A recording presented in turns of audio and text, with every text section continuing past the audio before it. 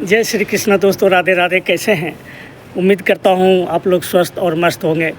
भगवान आप लोगों पे कृपा बनाए रखे। ये सावन का महीना चल रहा है, भोलेनाथ की कृपा आप लोगों पे बना रहे। आज का मेरा टॉपिक था वृद्धा आश्रम और सरकारी अफसर। अक्सर देखते होंगे कि वृद्धा आश्रम में जिनके माँ बाप हैं वो अक्सर जो है ना सरकारी अफसर ही होता है और बड़ा ही धन दौलत वाले पैसे वाले के ही माँ बाप जो है ना अक्सर वृद्धा आश्रम में है। क्योंकि जो गरीब तबके का आदमी है ना उनका परसेंटेज बहुत कम है। क्योंकि वो अगर माँ बाप को वो मिसबिहेव करते हैं, उनको खाना नहीं देते, उनका सही देखभाल नहीं करते, तो जो गांव में समाज में आसपास जो आदमी है उस पर प्रेशर बनाते हैं, तो वो अपने लाज शर्म से वो माँ बाप को उस ढंग से नहीं करते हैं।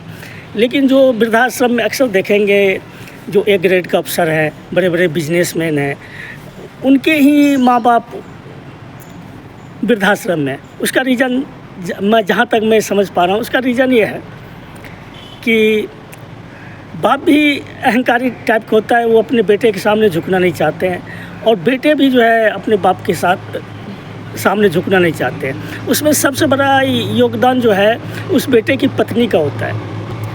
वो अपने पति को इतना कंट्रोल कर लेता है, इतना कैप्चर में कर लेता है कि जैसा वो बोलते हैं वैसे ही करते हैं।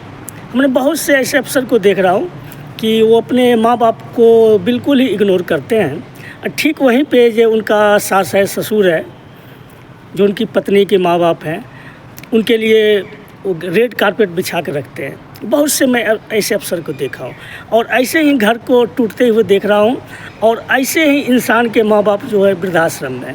ये सोचने वाली बात है। अरे आप धन दौलत किसके लिए इकट्ठा कर रहे हो? जब औलाद आपको वृद्धाश्रम में ही छोड़ दिया, आपकी बातों को नहीं मान रहे, तो धन दौलत किस काम का है? इंसान को इसी पे गौर करना चाहिए। गरीब आदमी के जो माँ बाप हैं ना, फिर भी वो किसी तरह उनके पास है, उनका देखभाल किसी तरह ढंग से करते हैं। लेकिन जो पैसे वाले हैं, बड़े बड़े बिजनेसमैन हैं, अपने टाइम का बहुत बड़े नामचीन आदमी हैं, वो सब वृद्धाश्रम में अपना टाइम गुजार रहे हैं। और ऐसे ऐसे औलाद हैं ना, उनको अंतिम संस्कार तक में भी नहीं आ पा रहे हैं। अभी अभी आपने एक घटना देखा होगा, सुना होगा कि 3 बेटियां हैं, तीनों सरकारी जॉब में हैं और वो वृद्धाश्रम में मर गए और उनको देखने तक भी नहीं आया, अंतिम टाइम में भी नहीं आए और वीडियो कॉलिंग पर देख रहे हैं। इंसान को सीखना चाहिए कि भाई अच्छा कर्म कर लो, समाज के प्रति जो जिम्मेदारी होता है इंसान को करना चाहिए। कभी अहंकार नहीं करना चाहिए, अहंकारी नहीं होना चाहिए। समय किसी ने नहीं देखा है। अगर आप ज़्यादा अहंकारी कर रहे हैं ना कि मेरे बेटे ये हो गए, मेरी बेटी ये हो गई, तो आपका भूल है।